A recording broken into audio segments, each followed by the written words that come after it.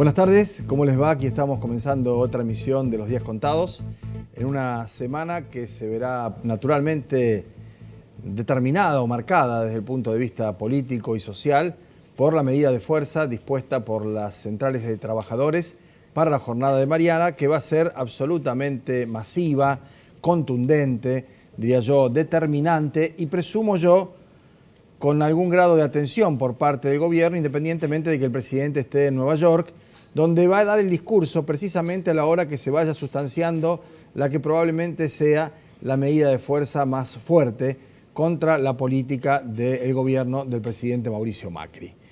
Esto ha sido consecuencia de una serie de cavilaciones, dilaciones y hasta diría yo, a pesar de la dirigencia sindical burocratizada, a tiro de carpetazo, con connivencia, con cuestiones en comunes, con intereses compartidos, que ha visto que no hay modo de tapar el sol con la mano.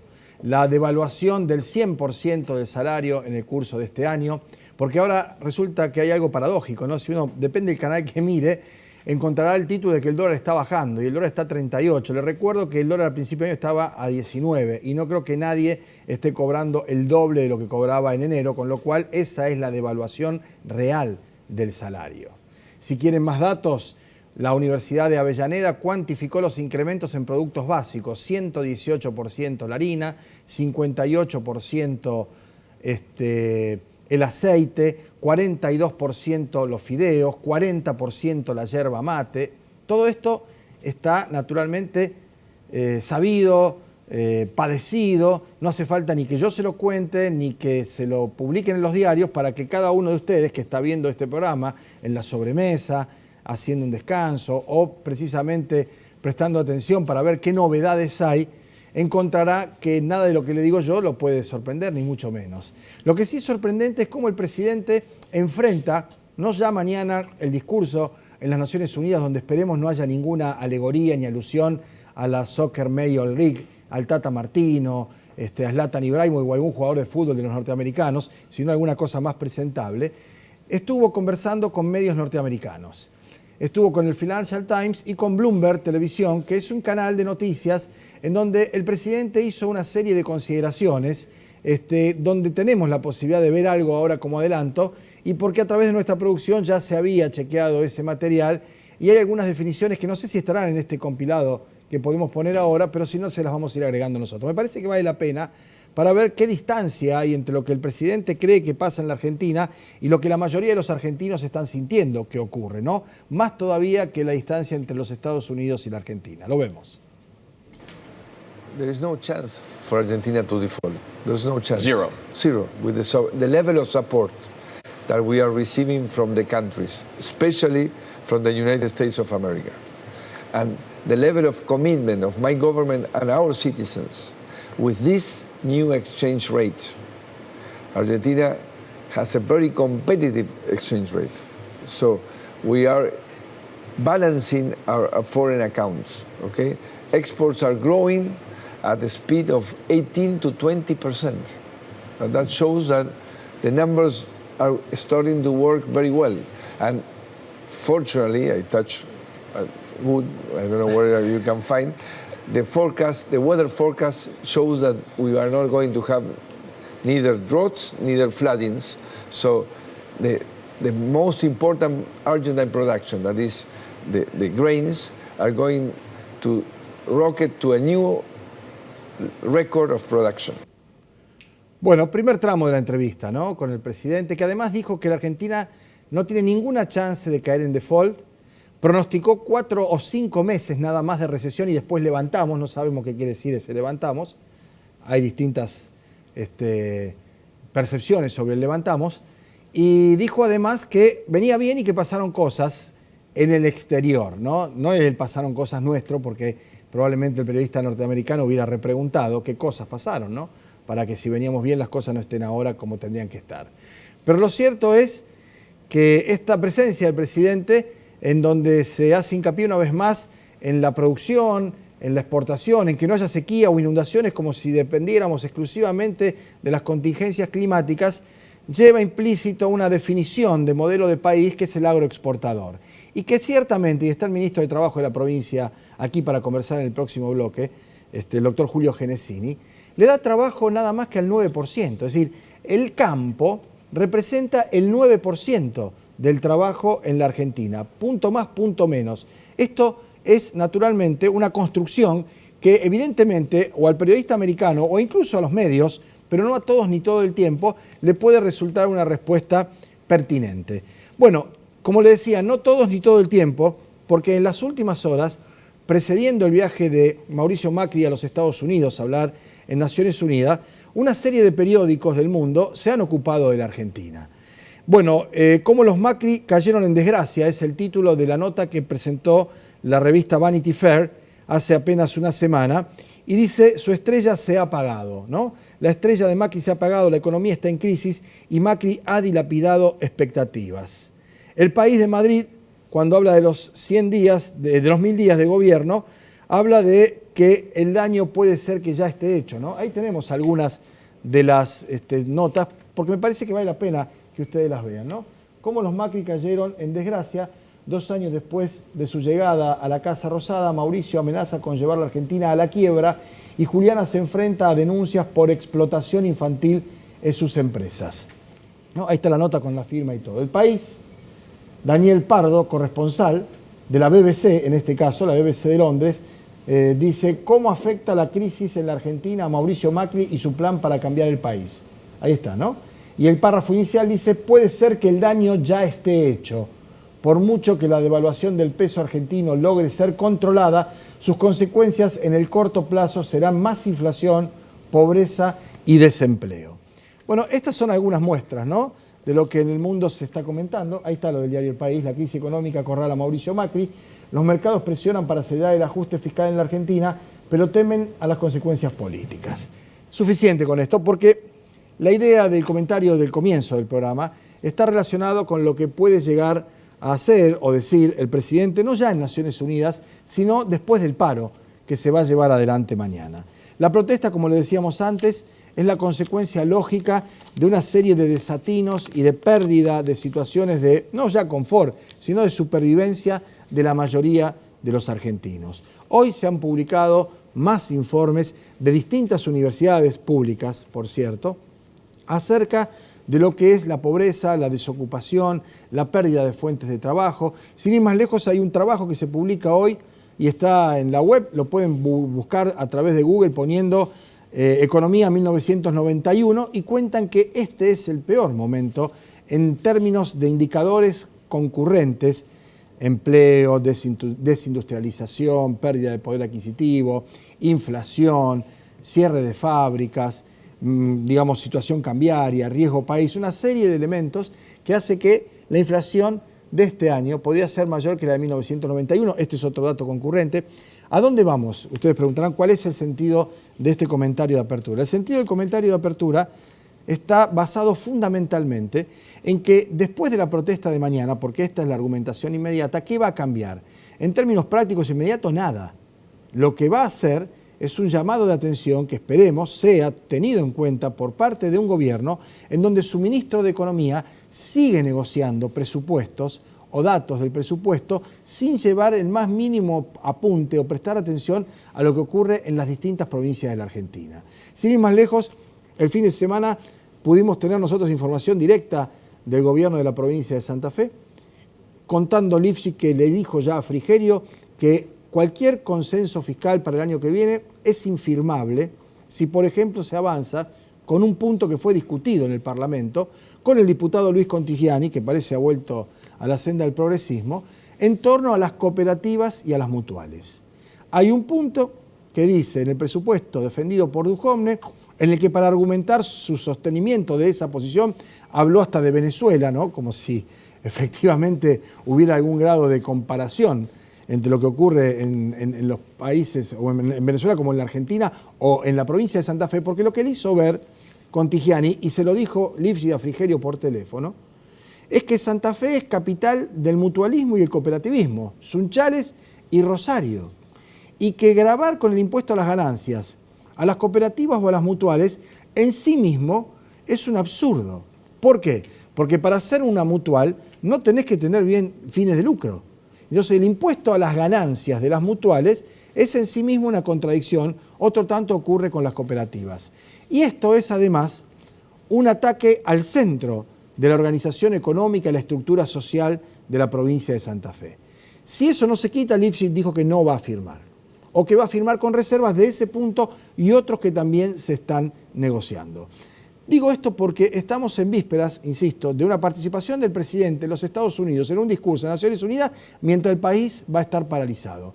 Al día siguiente Macri volverá a su trabajo de presidente de la República en términos, digamos, de ver lo que pasa en el país más que lo que cuenta en los Estados Unidos, y todos nosotros seguiremos con nuestras actividades, pero con esto que suponemos debería marcar un punto de inflexión, recapacitar el gobierno, convocar a una mesa de diálogo, buscar consensos y llegar sin sobresaltos a una transición que se dará el año que viene entre algún sucesor o el propio presidente o alguien de su partido o alguna fuerza opositora. Lo que no se puede hacer más es tratar de tapar el sol con la mano. Lo que no se puede hacer más es darle más jerarquía y entidad a Durán Barba que al ministro del Interior, a los asesores de imagen y a los que hacen los timbreos que a los referentes de las organizaciones barriales, sociales, como lo que veíamos recién, de estar más atendiendo lo que dicen las encuestas que poner los pies sobre la tierra y analizar la realidad. Esto es lo que se propone o se persigue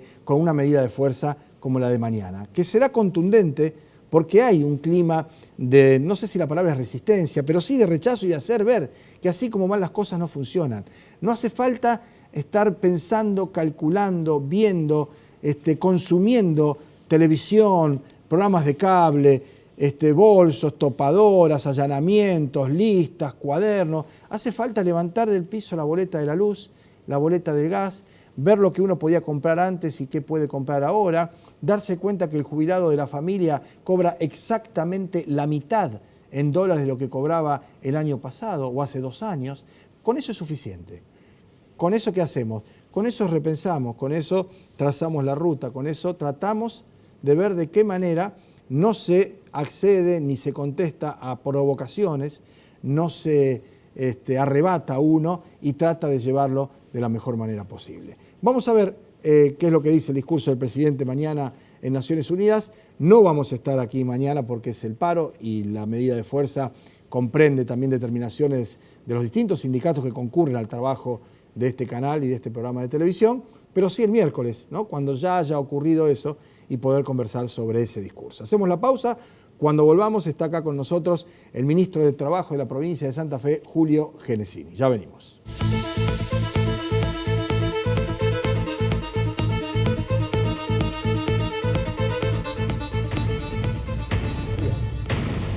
Julio Genesini, que tiene un trato, digamos, con cierta indulgencia porque es hincha del Rojo, ¿no?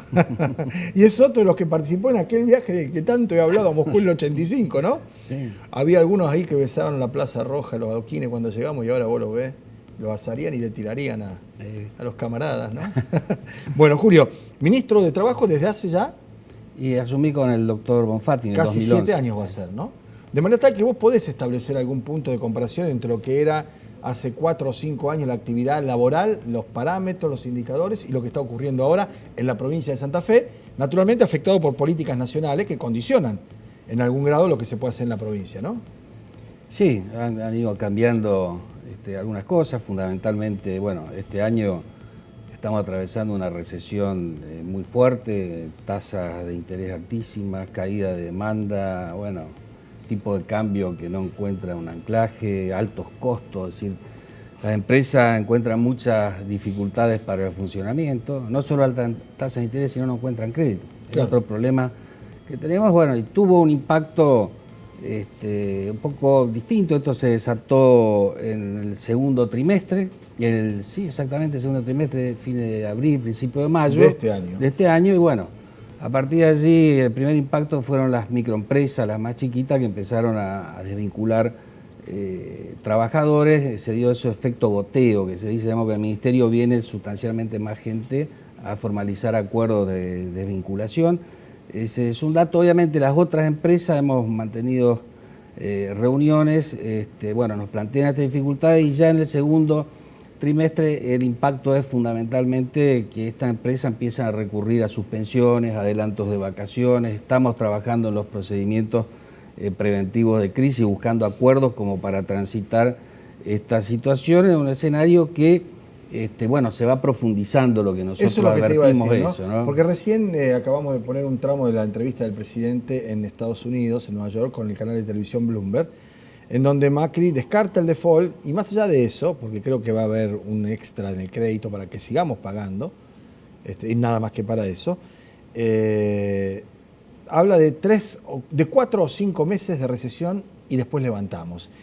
Eso no es precisamente lo que dicen los sectores de la producción, que dice que dentro de 4 o 5 meses la cosa va a estar peor en términos de que ahí empieza una situación que además es estacional, porque vamos a estar en enero o febrero. Yo creo que realmente hoy, creo que esto un poco lo que cambió bastante este año es que es difícil hacer previsiones. Entramos... Claro. Más que difícil hacer previsiones, es difícil que las previsiones optimistas se cumplan. Por eso, fíjese, se nota mucho en el empresariado, que bueno, que obviamente como son gente de emprendedora, de negocio, conoce un poco más por ahí el detalle de cómo funciona la economía, pero esta vez uno advierte que hay una situación donde no saben este proceso cuándo y cómo termina. Claro. Y este es un poco, creo que el dato de la incertidumbre realmente complica obviamente la inversión, la generación de puestos de trabajo y sobre todo el gobierno está concentrado en trabajar sobre el ajuste fiscal, pero no logra articular un proyecto de crecimiento, algo más o menos sustentable, de modo tal que pueda generar inversiones. Creo que ese es un dato que está caracterizando este momento. Claro, porque tenemos datos, números, cifras. Ustedes saben cuántos trabajadores hay suspendidos en la provincia de Santa Fe y cuántos puertos han perdido de comienzo de este año hasta ahora. Sí, nosotros, por ejemplo, obviamente todo no pasa por el Ministerio de Trabajo. Sí, porque hay mucho trabajo informal que además se agrega, ¿no? Pero es decir, nosotros, supongo en el primer semestre, las desvinculaciones individuales habíamos superado prácticamente lo de todo el año pasado. Es decir, el 2017 contrasta mucho con el 2018. Claro, en el segundo trimestre, bueno, hubo una desaceleración de la generación de puestos de trabajo. Y tenemos que evaluar un poco, creo que el impacto real se va a dar en este tercer trimestre. Esto lo plantean los empresarios. Sobre fin de año. Todavía se manifiesta fundamentalmente en este tercer trimestre, digamos, las suspensiones de distintas alternativas, pero en un marco realmente donde estas suspensiones van de la mano de la caída de la demanda. Eso te iba a decir, ¿no? Porque no es que son suspensiones para efectivamente parar un poquito, tomar aire y despegar, sino que tienen en muchos casos, lamentablemente hay que decirlo porque es así, la consecuencia posterior de un despido o de la pérdida de una fuente de trabajo. Puede darse. Por ahí a veces las suspensiones tienen alguna parte estacional. ¿En qué proporciones? No, pero en este caso realmente la caída de la demanda fue abrupta. Creo que lo que se percibe es que el escenario cambió, lo cierto es lo que fue el primer trimestre, cambió abruptamente, tal así que el gobierno sale a admitir un escenario recesivo, de que íbamos a 2 años de crecimiento del PBI, vamos a un año de caída, con otro año también de caída ya presupuestada en el PBI, o sea, entramos en otro clivaje económico totalmente distinto. Nosotros, como ministerio y como gobierno, bueno, estamos trabajando mucho atendiendo las situaciones, se van logrando acuerdos. Acá el gobierno de la provincia de Santa Fe, de una u otra manera, entendemos que sostiene una política contracíclica con la obra pública, eso es muy importante. Se sigue con la obra pública. Se sigue con la obra pública, no hay ajuste y si no... Porque en el presupuesto nacional se habla de una caída de entre el 27 y el 33% de la obra pública, se está negociando cuánto.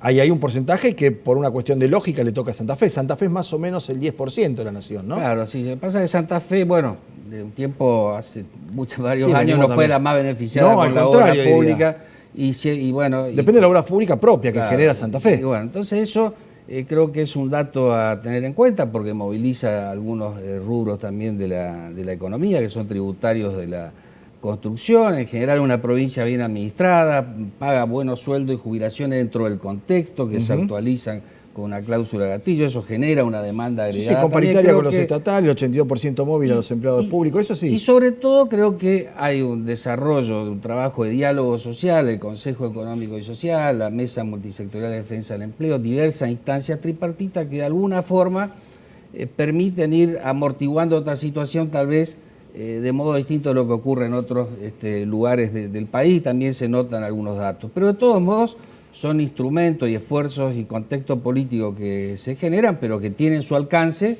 y ya que en definitiva lo que determina el crecimiento de los puestos de trabajo, la mantención y la contención de esos puestos de trabajo, es un funcionamiento razonable de la economía. Creo que todos entendemos eso. Pero de todos modos, como autoridades provinciales tenemos que estar al lado de toda la situación y hacer todos los esfuerzos a nuestro alcance para defender los puestos de trabajo. Bien, vos hablabas de la aceleración de los últimos meses o el último trimestre de conflictos o de situaciones de crisis en determinadas empresas. Ya desde el año pasado nosotros veíamos lo que pasaba con el rubro de blanco, la línea blanca, ¿no? Heladeras, freezer y demás. Veíamos también lo que ocurría con la industria del calzado relacionada con el cuero y también lo textil. ¿Estos son los tres rubros más castigados o hay que agregar ahora algún otro con especial momento, digamos, de crisis? Las autopartes, por ejemplo. Bueno, ¿no? las autopartes sí, porque bueno, dan suspensiones General Sí, Motors, sí. hay muchas empresas. Eso es Empiezan a público y venir las notorio, empresas digamos. que trabajan para General Motors, que tienen obviamente las consecuencias de esta situación. La industria carrocera, es muy complicada la situación porque también hay suspendidos. Hay suspensiones, procedimientos de crisis, porque realmente esos equipos se encargan y se compran con crédito y después se van pagando sobre la base del trabajo, digamos, que van realizando, y no hay financiamiento. Y también hay un problema en general de la industria, que el propio financiamiento interempresario, es decir, bueno, el proveedor que le da 60, 90 días para que el industrial empiece a trabajar y pueda vender, bueno, ya se va cortando todas esas posibilidades. Bueno, hemos estado atendiendo últimamente varias empresas en esas situaciones.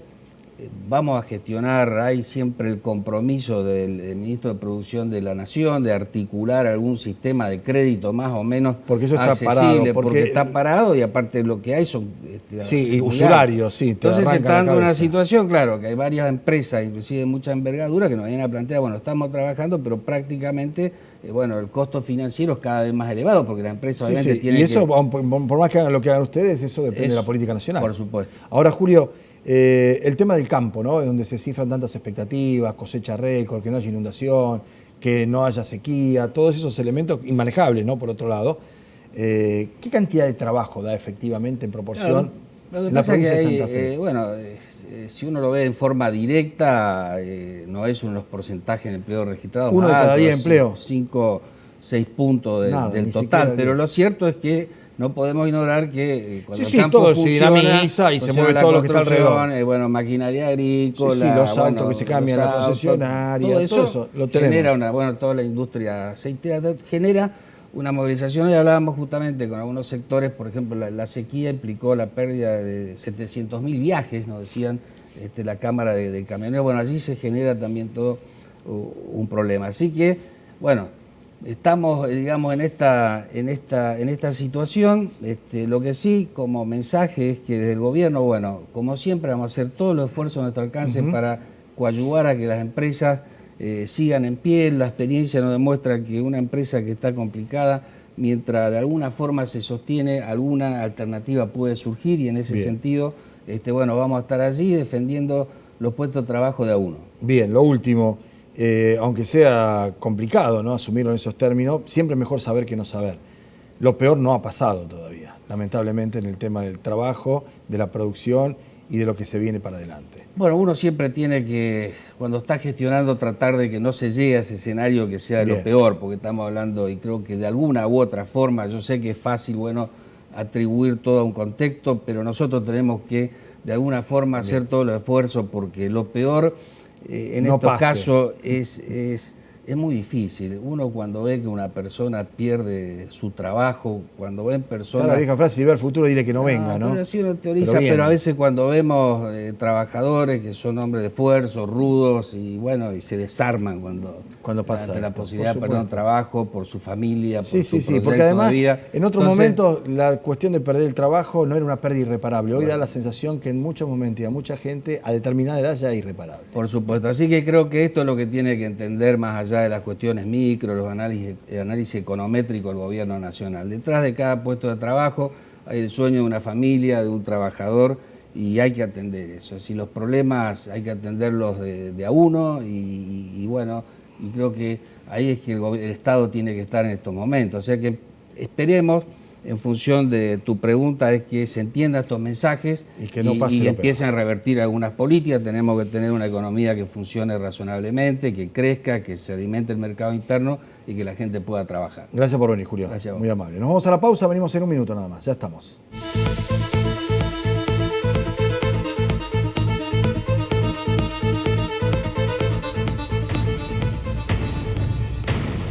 Bueno, muy bien, los últimos instantes del programa, tan solo para agradecerles que nos hayan acompañado e invitarlos para pasado mañana, a partir de las 2 de la tarde, estar aquí con los días contados, viendo lo que ha ocurrido en la jornada del paro. Mañana, los noticieros del canal, como toda actividad periodística, así que retomamos el próximo miércoles. Que lo pasen bien y hasta entonces.